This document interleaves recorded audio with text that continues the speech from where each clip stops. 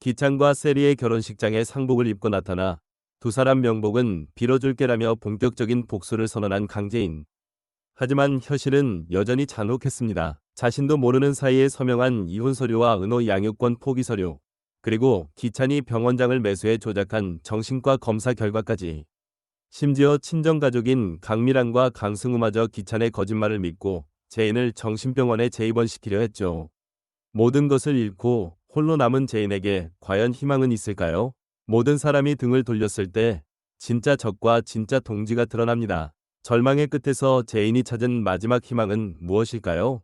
그리고 YL그룹의 진짜 주인은 과연 누가 될까요?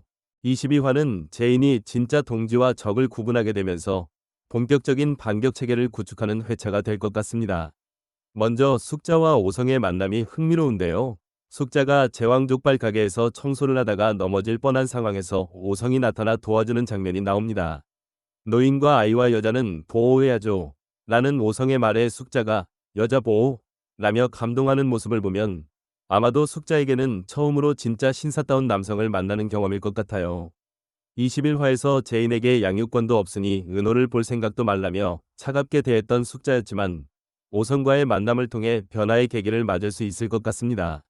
오성은 도윤의 외삼촌이자 정윤이의 남동생으로 등장인물 소개에서 누나와 조카들 일이라면 두 발 벗고 나서주는 든든한 지원군이라고 되어 있거든요. 8화에서 기찬과 세리에 의해 도희가 살해된 이후 오성 역시 YL그룹에 대한 복수심을 품고 있을 텐데 숙자와의 만남을 통해 기찬의 약점을 파악하려는 전략적 접근일 수도 있을 것 같아요. 아니면 정말로 우연한 만남에서 시작된 인연일 수도 있고요. 그런데 더 중요한 건 세리와 유경의 대화 장면입니다. 세리가 닥터 김도윤 씨 말이에요. 강재인이랑 사겨요? 라고 묻는 것으로 보아 20화에서 도윤이 재인을 구출한 사실이 알려진 것 같아요.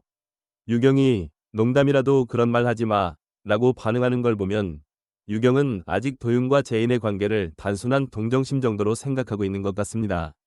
하지만 세리의 정신병원에서 재인이 탈출시킨 사람이 김도윤 씨라던데 라는 말은 더 의미심장해요. 이는 세리가 이미 도윤과 재인의 관계를 파악하고 있다는 뜻이고 아마도 이를 이용해서 재인을 더 궁지로 몰아넣으려는 계획을 세우고 있을 것 같습니다. 7화에서 세리가 자영에게 기찬과 도희의 사진을 보내 오해를 유발했던 것처럼 이번에도 도윤과 재인의 관계를 문제 삼아 새로운 스캔들을 만들어낼 가능성이 높아 보여요. 특히 유경과 이런 대화를 나누는 것도 전략적인 것 같은데 유경이 도윤과 같은 병원에서 근무하는 의사이기 때문에 도윤에 대한 정보를 얻으려는 의도일 수 있습니다. 21화에서 유경이 재인에게 내 문제는 네가 책임져 라며 차갑게 돌아섰던 것을 생각하면 세리가 유경을 자신의 편으로 끌어들이려는 시도를 하고 있는 것 같아요. 그리고 가장 중요한 장면은 재인이 교도소에서 자영과 면회하는 장면입니다. 자영의 재인아 아무도 믿지 마. 특히 승우는 회사는 전부 제 것이라더라. 겉머리 짐승은 이래서 거두는 게 아니야. 라는 말은 정말 충격적이에요. 21화에서 승우마저 기찬의 말을 믿고 재인을 정신병원에 재입원시키려 했던 상황을 생각하면 자영의 경고가 맞을 수도 있거든요. 8화에서 자영이 이제부터 당신하고 내 아들이야 라며 혼외자였던 승우를 친아들처럼 키워왔다는 설정을 생각해보면 승우가 이제 YL그룹을 자신의 것으로 생각하고 있을 가능성이 높습니다.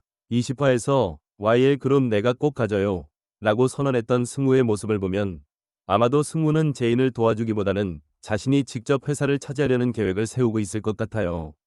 겉머리 짐승이라는 표현은 승우를 지칭하는 것 같은데 자영이 그동안 승우를 키워주면서도 결국에는 핏줄이 다르다는 걸 인정하는 말인 것 같습니다. 11화에서 난 한 번도 승우를 사랑한 적 없다 라고 했던 자영의 본심이 이제야 드러나는 거죠. 이런 자영의 경고를 들은 재인은 아마도 승우에 대한 경계심을 갖게 될 것 같고 더 이상 가족들에게 의존하지 않고 자신만의 힘으로 싸워야 한다는 걸 깨닫게 될 것 같습니다. 그리고 마지막으로 YL그룹 회장 선임을 위한 주주총회가 다가온다는 소식이 나오는데 이게 정말 중요한 전환점이 될 것 같아요. 재인이 회장 후보로 나간다는 건 정말 대담한 결정인데 21화에서 기찬이 재인의 모든 주식을 가져갔다고 했던 상황을 생각하면 어떻게 이게 가능할지 궁금하네요. 아마도 재인이 자영의 경고를 듣고 나서 더 이상 다른 사람들에게 의존하지 않고 직접 나서기로 결심한 것 같습니다. 15화에서 강규철 회장이 기찬의 모든 음모를 알아냈지만 기찬에 의해 살해당했던 것을 생각하면 제인도 아버지의 죽음에 의문을 품고 모든 것을 원래대로 되돌리려고 직접 회장 자리에 도전하는 것일 수도 있어요. 22화에서는 제인이 주주총회를 준비하면서 어떤 전략을 세울지, 그리고 누가 제인의 진짜 동지가 되어줄지가 중요한 포인트가 될 것 같습니다. 도윤은 확실히 제인의 편이 될 것 같고, 오성도 숙자와의 만남을 통해 제인의 편에 설 가능성이 있어요. 미란의 경우는 21화에서 기찬의 말을 믿고 제인을 의심했지만 진실을 알게 되면 제인을 도울 수도 있을 것 같고요.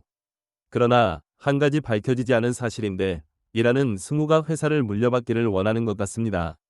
승우도 강씨 집안 사람이라고 하면서요. 혹시나 승우가 미란의 숨겨진 아들일 수 있을 것 같아요. 또한 미란과 승우도 기찬의 헐리우드급 연기에 완전히 넘어가서 제인에게 재입원을 권장하는 장면, 모든 분들이 속이 터져 없어졌을 것 같아요. 반면 기찬과 세리는 제인의 회장 후보 출마 소식을 듣고 크게 당황할 텐데 아마도 더욱 적극적으로 제인을 제거하려는 시도를 할 것 같습니다. 특히 세리가 유경을 통해 도윤과 제인의 관계를 문제 삼아 스캔들을 만들려 할 가능성이 높아 보여요.